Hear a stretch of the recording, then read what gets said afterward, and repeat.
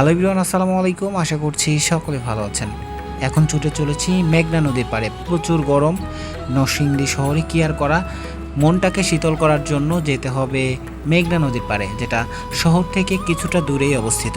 তো সেখানেই ছুটে চলেছি। মেঘনা নদীর পাড়ে মেনলি যখন আপনি আসবেন তখন আপনার মনটা একদম শীতল হয়ে যাবে, ঠান্ডা ফুরফুরে একটা বাতাস পাবেন।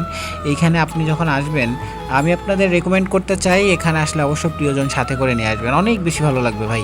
এখানে যেরকম নিরিবিলি বসার জায়গা রয়েছে, গাছপালা রয়েছে, খোলা প্রকৃতি রয়েছে, চাইলে এখান থেকে কিন্তু আপনি নৌকা দিয়ে ঘুরতে পারবেন, এরকম ব্যবস্থাও কিন্তু আছে। এই জায়গাটি এত বেশি সুন্দর, এখানে আপনি না আসলে কখনোই বুঝতে পারবেন না। আমি যে ভিডিওর মাধ্যমে আপনাদেরকে দেখাচ্ছি, শুধু এই ভিডিও ফুটেজ দেখলে ভাই আপনি বুঝবেন না। এখানে আসার পর আপনার মনের মধ্যে এমন একটা শান্তি কাজ করবে, এমন একটা শীতলতা কাজ করবে, যখন আপনার সাথে প্রিয় মানুষ থাকবে তখন আরও বেশি ভালো লাগবে। এখান থেকে চাইলে কিন্তু আপনি নৌকা ভ্রমণ করতে পারবেন, যে কোনো জায়গায় স্পিড বোট বা ট্রলার বা লঞ্চের মাধ্যমে যাতায়াত করতে পারছেন। বিভিন্ন জায়গায় কিন্তু এখান থেকে যাওয়া যায়।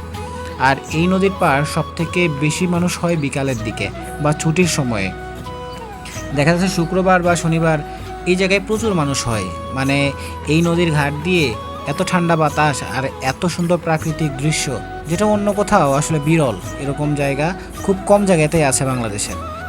সো আমি আপনাদেরকে রিকমেন্ড করছি এই জায়গাটি অনেক বেশি ভালো লাগে আমার কাছে। এবং আপনারা যারা নরসিংদীবাসী আছেন বা নরসিংদীতে যারা আসবেন বা নরসিংদীর আশেপাশে যারা আছেন, সময় পেলেই এই নদীর ঘাট থেকে আপনারা ঘুরে যেতে পারেন। আপনার মনটাকে ভালো রাখার জন্য, মনটাকে ফ্রেশ করার জন্য জায়গাটা কিন্তু পারফেক্ট একটি জায়গা।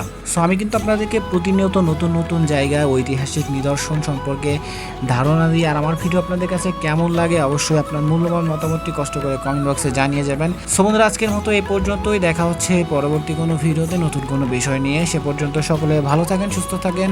আসসালামু আলাইকুম।